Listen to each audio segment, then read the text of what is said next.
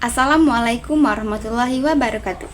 Hai semuanya, ketemu lagi di tugas video yang kedua dengan mata kuliah Filsafat Ilmu. Dengan saya, Amelia, NIM 86034491. Saya berasal dari Prodi Pendidikan Guru Sekolah Dasar UPBJJ UT Palembang.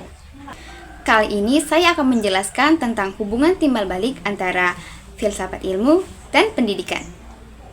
Yang pertama, bagaimana filsafat ilmu mengawasi dan memperkuat eksistensi, keilmiahan, serta nilai-nilai dalam ilmu pendidikan. Filsafat ilmu membantu pendidikan agar memiliki dasar yang jelas dan dapat dipertanggungjawabkan secara ilmiah. Pendidikan tidak hanya sekedar kegiatan mengajar, tetapi memiliki tujuan, metode, dan nilai yang benar. Melalui filsafat ilmu, pendidikan diarahkan agar tetap logis, sistematis, dan dapat bermanfaat untuk manusia. Filsafat ilmu mengawasi pendidikan melalui 3 kajian utama, yaitu otonologi, epistemologi, dan aksiologi, di mana telah saya bahas pada tugas sebelumnya.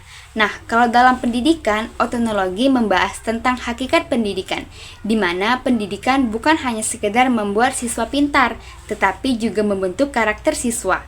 Nah, kalau epistemologi sama halnya seperti yang sudah kita bahas sebelumnya, bahwa epistemologi itu menentukan bagaimana cara kita memperoleh pengetahuan, seperti misalnya melalui observasi, diskusi, atau pengalaman belajar.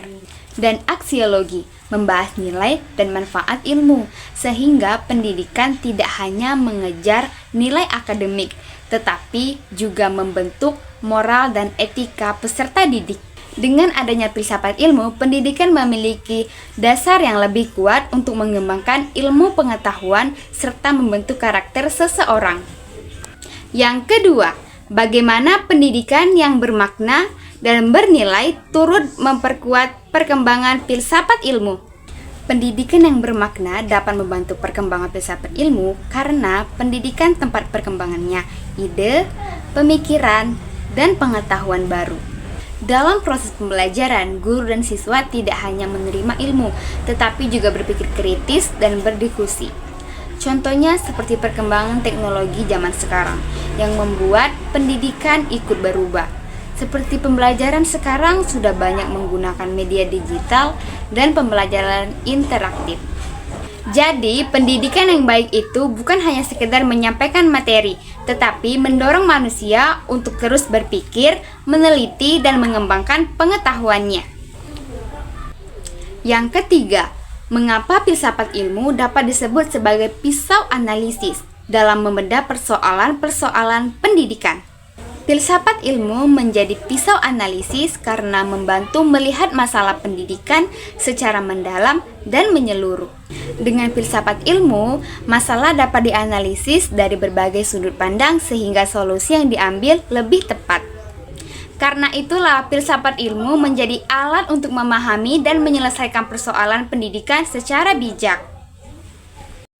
Dan yang terakhir, contoh konkret penerapan filsafat ilmu dalam praktik pendidikan. Contoh penerapan filsafat ilmu dalam pendidikan dapat dilihat dalam kebijakan kurikulum maupun proses pembelajaran di sekolah. Seperti dalam kebijakan pendidikan, pemerintah membuat kurikulum yang tidak hanya menekankan pengetahuan, tetapi juga karakter, kreativitas, dan keterampilan siswa. Contoh saat ini, kurikulum Merdeka yang menerapkan profil pelajar Pancasila yang meliputi beriman, berkebinekaan global, gotong royong, mandiri, bernalar kritis, dan kreatif. Profil pelajar Pancasila ini dibuat agar siswa tidak hanya pintar secara akademik, tetapi juga memiliki karakter sesuai dengan nilai-nilai Pancasila. Hal ini menunjukkan bahwa pendidikan memiliki tujuan yang lebih luas daripada sekedar nilai akademik. Baiklah, sekian penjelasan 4 materi dari saya. Semoga bermanfaat untuk kita semua dan terima kasih untuk sudah menonton.